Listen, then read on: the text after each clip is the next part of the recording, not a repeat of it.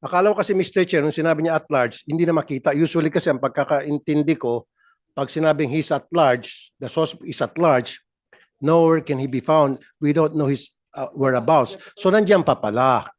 Okay, so kung nandiyan pa, very good. Okay? Now, ang tanong ko po, ano po yung ginagawa nyo ngayon sa PNP as far as investigation is concerned para madiin po siya? Kasi very clear na sa atin lahat dito ngayon na siya talaga ang suspect. Siya talaga ang primary suspect. At kasama itong kanyang driver. Sir, on the part of the CIDG, sir, we're still looking for witnesses. We have leads, no, as to possible whereabouts or saan dinala si Catherine. It's just very hard to substantiate into evidence form those information provided to us, because later on, sir, we'll be facing legal battle, and there should be somebody or any evidence for that matter to link De Castro, especially sa yung info gap natin as to the whereabout of the body of Miss Catherine Camilan. Anyway, hindi pa naman murder ang kinaso nyo, di ba? Serious illegal detention. Yes, sir, So it kidnapping. does not require the body of the crime. Yes, sir, yes, Oh, sir. so i-establish lang ninyo yung serious illegal detention. Okay na. Yes, sir. Actually, sir, in compliance to the Department Order DOJ DC-20, we have a collaboration with the prosecutors before the filing.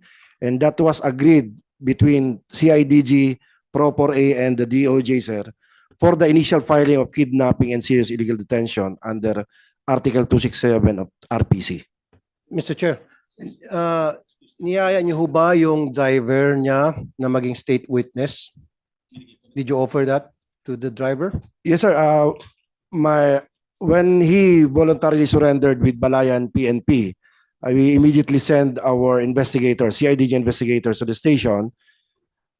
Upon advice of the council, where he only provided our investigator as to his personal circumstances, but on matters relating to the case, he refused to answer, Mr. Chair. I know, he refused to answer. Of course, karapatan niya po yun.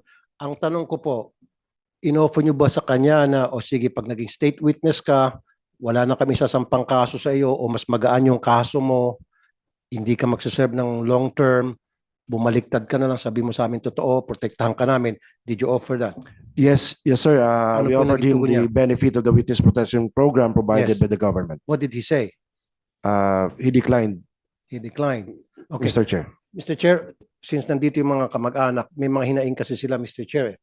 So, I would like to hear the side of the relatives, yung kanilang hinaing, nung from the start na nawawala yung kanilang relative up to the time nung eto na nga, na nakita na yung sasakyan, na may dugo at identified na sa kamag-anak ng blood. Sino pong gusto magsalita?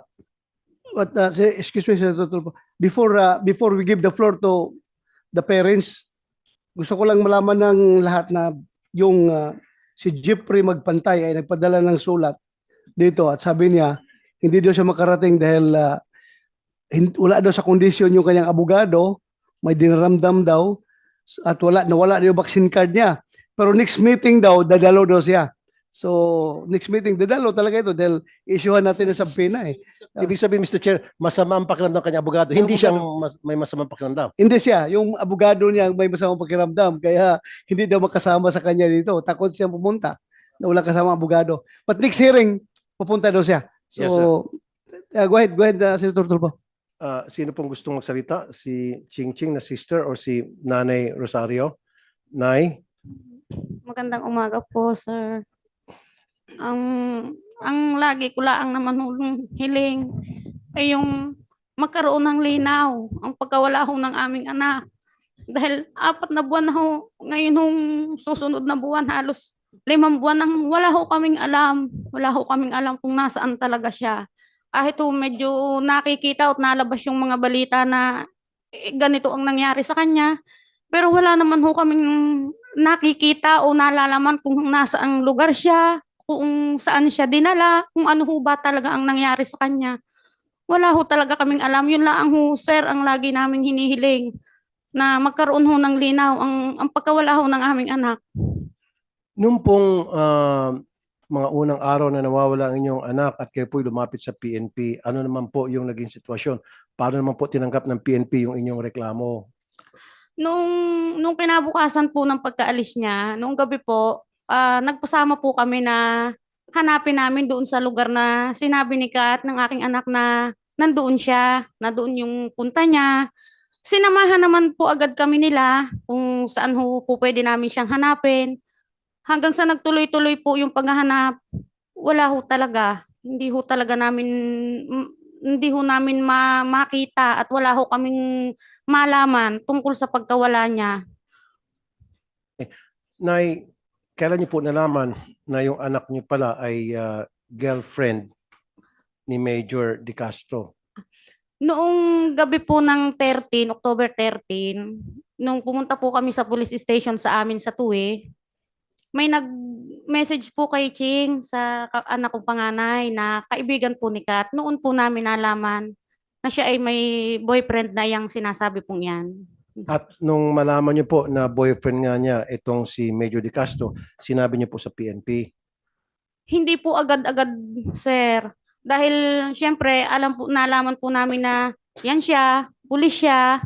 Para pong nung panahong yun ay hindi namin maintindihan kung saan namin agad ibubukas ang aming reklamo. Pero bago po namin sinabi sa PNP, sir, nag-file po kami ng complaint sa NBI Batangas, sir. Bakit po sa NBI Batangas? Dahil inisip po namin na baka mas mapapadali o mas makakatulong dahil ang isip nga po namin, kabaro siya ng mga pulis. Marami yung sasabihin ko na po yung naririnig ko sa iba na kabaro yan, baka may ganito, ganyan. Pero sinabi ko naman po noon sa kanila na may tiwala ho ako sa kanila dahil kailangan namin ng tulong nila para makita po namin ang aming anak. Nung masabi niyo po sa PNP, after sa NBI, Apo. nasabi niyo rin po sa PNP na karelasyon niya ng anak ko yan si Major De Castro. Kailan po yun?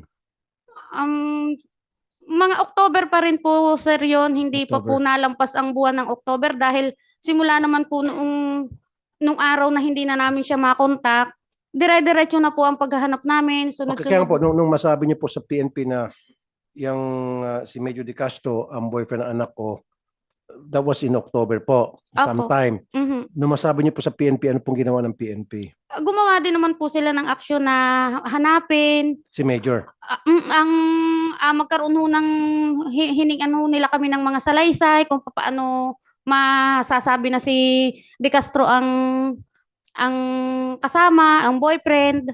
Ayun ho, para doon na ho nagsimula yung aming pagbibigay ng salaysay sa kanila na ipinaliwanag namin sa kanila na noong umalis po si Kat, ay si De Castro po ang kikitain niya. Nasabi po sa inyo. Sinabi po sa amin ng kaibigan niya, sir. Okay. Sinabi po. So, yan po ba ay nasabi niyo sa NBI din? Apo. Okay, curious lang po ako. Ano po yung nangyari sa investigation ng NBI?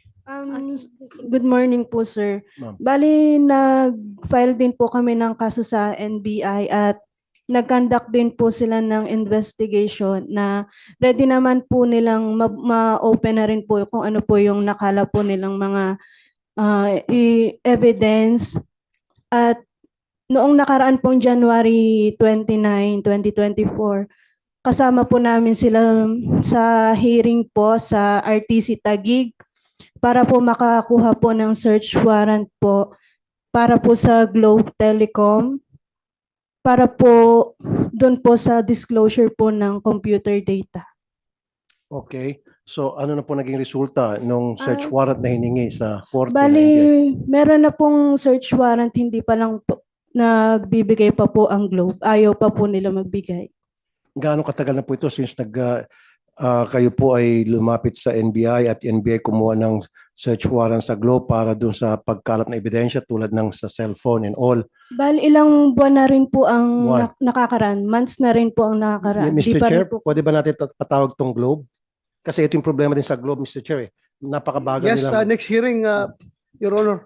Comsec, take note, Globe. Globe ang pinuntahan nyo. Miss Ching Camilon? Bali, nag-hearing po kami sa RTC Taguig para po makakuha po ng search warrant sa Globe. Nag-issue yung Globe. Nag-issue na po ng search warrant, hindi pa lang po, ayaw pa lang po magbigay ng Globe Yun para nga, po Mr. makadagdag po sa Yun nga, Mr. ebidensya. Chair, itong Globe, meron ng search warrant yung korte para doon sa telepono ni Major. Ayaw pa rin ng Globe mag-comply. Well, kung basehan natin yung previous case no, na imbestigahan natin dito sa committee, yung killing doon sa Vice Mayor ng Cagayan, suspect natin yung Mayor mismo. Matanda. Nag-file tayo, ang PRO to, yung crime lab doon, nag-file ng warrant sa korte, warrant to disclose computer data. Ngayon, pumunta yung Globe dito kasama sa hearing natin. Ang sabi ng Globe, ang computer data na ma-release nila, yung hanggang limitado lang daw doon sa yung call data records. Kung anong number tinawagan or tinext. Pero yung content mismo ng text messages, wala daw silang storage noon. Hindi nila may release the storage. Pero hindi ako naniniwala ha. Hindi ako naniniwala. na walang- Maybe pwede natin patawag din yung DICT, Mr. Chair. Yes, pwede. Ang DICT. DICT, yeah. Yeah. Busek, Department of DICT plus Information Globe. Technology. Ah. So Ma'am Ching Ching, so meron ng court order sa Globe para payagan na hingi yung mga data sa cellphone ni Major. Walang ginawang action ang Globe Wala pa po, sir. ni isa. Wala pa po. Nakita niyo katigasan ng ulo nitong Globe, Mr. Chair? Yes, so far, nagsabi sa iyo ang NBI na wala talaga binigay ang Globe. Wala po. Wala pong, nagsabi po sila na... Na-serve na nila yung warrant Opo. sa Globe. Bali, na-serve, wala pa po silang sinasabi na na-serve na, pero Anyway, meron na pong search warrant. Senator Tulfo, Kumsek, yung NBI na hawak ng kaso nila, imbitahan natin next hearing. Yung NBI para malaman natin. Yung Globe, Mr. Pati Chair, yung Globe. sana, at saka DICT. DICT. Para magkaalamanan. Yes. Kasi yung sinasabi nung last hearing, I remember that, Hmm. na hanggang doon lang sila sa tawag, back and forth. Well, yeah. But they cannot retrieve text messages. Text messages, That's wala. bullshit. Wala. We know for a fact na kaya yun, in fact, sa ibang bansa, tulad sa US, sa Europe, na na-retrieve po yung mga text messages. They have files pertaining to that. Yeah. Talagang ayaw lang po talaga nitong Ayaw. Globe.